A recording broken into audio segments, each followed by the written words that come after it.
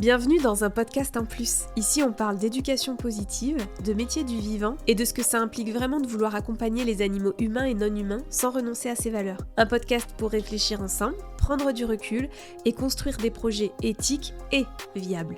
Bonne écoute!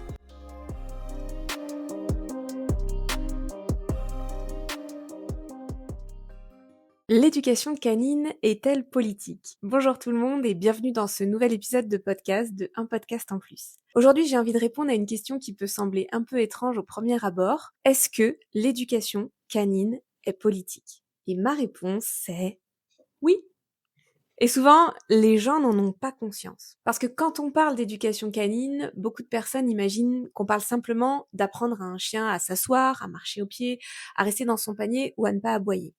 Mais l'éducation canine, ce n'est pas ça. Enfin, il y a un peu de ça, mais ce n'est pas que ça. L'éducation canine, c'est apprendre à un chien à vivre dans notre société humaine, c'est apprendre à des humains à vivre avec des chiens. Et finalement, c'est réfléchir à la place qu'on a envie de donner à notre chien dans notre société, dans notre foyer, dans notre quotidien. Donc forcément, dès qu'on parle d'une place dans la société, il y a aussi des rapports de pouvoir, des règles de domination, d'autorité, de respect, d'écoute. Et donc là, on parle de politique. Je pense qu'il y a énormément de gens qui ne veulent pas voir ça. Parce qu'on a tendance à imaginer que la politique, c'est uniquement les élections, les partis politiques, les débats télé, les gouvernements, les trucs relous, les trucs méchants et les pia-pia-pia, et aussi les engueulades à table. Alors qu'en réalité, la politique, c'est aussi notre vision du monde. C'est comment on considère les autres, qui a le droit de parler, qui a le droit d'être entendu, qui doit obéir, qui décide, qui a du pouvoir. Et donc forcément, la manière dont on considère les chiens, ça dit quelque chose de notre vision du monde. Par exemple, il y a des personnes qui vont considérer que le chien doit rester à sa place, qu'il ne doit pas déranger, qu'il doit obéir, qu'il doit se taire et qu'il doit supporter tout ce qu'on lui fait. Et souvent dans ces discours-là, on retrouve des mots comme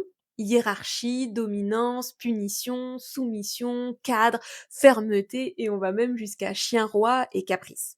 Et ces mots ne sont jamais neutres. Jamais. Parce qu'ils racontent toujours quelque chose de notre rapport à l'autorité. Et à l'inverse, il y a des personnes qui vont considérer que le chien est comme un individu à part entière, une personne de la famille, et bien sûr un individu sensible qui a des émotions, des besoins, des limites, et aussi des capacités différentes. Et donc notre rôle en tant qu'humain, c'est pas de le casser pour qu'il rentre dans un moule et qu'il s'adapte à notre société, mais plutôt de construire un environnement et une relation qui lui permettent de vivre correctement avec nous. Là aussi, c'est de la politique. Parce qu'on parle d'écoute, d'adaptation, de coopération, de consentement, d'accompagnement, de respect des besoins. Et tout ça, ça correspond forcément à une vision du monde. Je pense aussi qu'il y a quelque chose d'important à comprendre. Le chien, aujourd'hui, est devenu un sujet extrêmement clivant. Et quand un sujet devient aussi clivant, c'est souvent qu'il touche à quelque chose de profondément politique. On le voit aussi dans les débats autour des méthodes éducatives, de la violence, des violences éducatives, des colliers coercitifs, de la place du chien dans la famille, des droits des animaux, du consentement, des émotions, mais aussi de la nutrition. Je sais pas si vous avez remarqué, quand on parle de croquettes sur les réseaux, ça part dans tous les sens. Et ce qui est intéressant,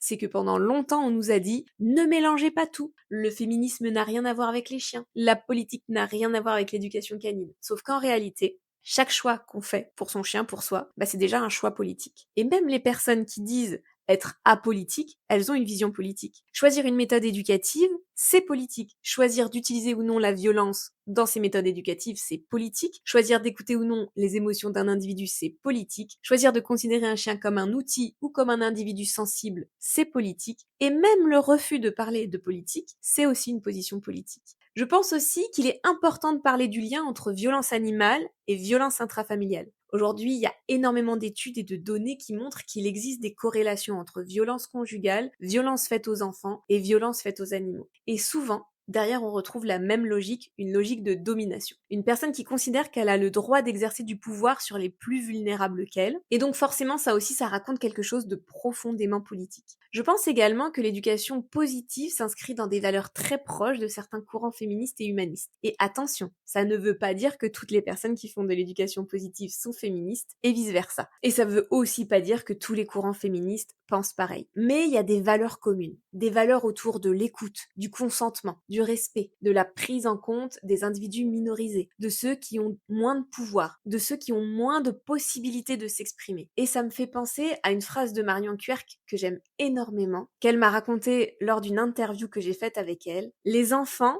sont les fraises de la tarte aux fraises et le féminisme, c'est la tarte aux fraises. Et moi j'ai envie de dire, les animaux, et notamment les chiens, font aussi partie de cette réflexion-là. Alors peut-être que c'est le sucre ou la chantilly, parce qu'au fond, quand on parle toujours de la même chose, comment est-ce qu'on traite les individus qui ont moins de pouvoir que nous ? Est-ce qu'on les écoute ? Est-ce qu'on les respecte ? Est-ce qu'on adapte notre comportement ? Ou est-ce qu'on considère qu'ils doivent juste obéir et se taire ? Et je trouve que c'est important de comprendre ça quand on travaille dans le monde animalier. Parce que non, l'éducation canine, elle n'est pas neutre. Elle parle de la société, du pouvoir, de la domination, de relations, de violence, de respect. Et finalement, peut-être que la vraie question, ce n'est pas est-ce que l'éducation canine est politique, mais plutôt quelle vision du monde transmettons-nous à travers notre manière d'éduquer les chiens. Et du coup, j'aimerais vraiment avoir votre avis là-dessus. Est-ce que vous aviez conscience que l'éducation canine pouvait être politique ? Est-ce que vous êtes d'accord ou pas ? Vous n'êtes pas obligé d'être d'accord avec moi comme à chaque fois. Mais est-ce que ça vous questionne ? Est-ce que vous y avez déjà réfléchi ? Alors n'hésitez pas à venir me dire en commentaire sur ce podcast ou sur les réseaux sociaux ce que vous en pensez. J'ouvre le débat comme d'habitude. Et nous, on se retrouve très bientôt dans un prochain épisode de Un podcast en plus. Merci beaucoup. Si cet épisode vous a parlé, n'hésitez pas à le partager ou à en discuter sur les réseaux sociaux. Un podcast en plus, c'est aussi un espace d'échange et de réflexion collective. On se retrouve très vite pour un nouvel épisode.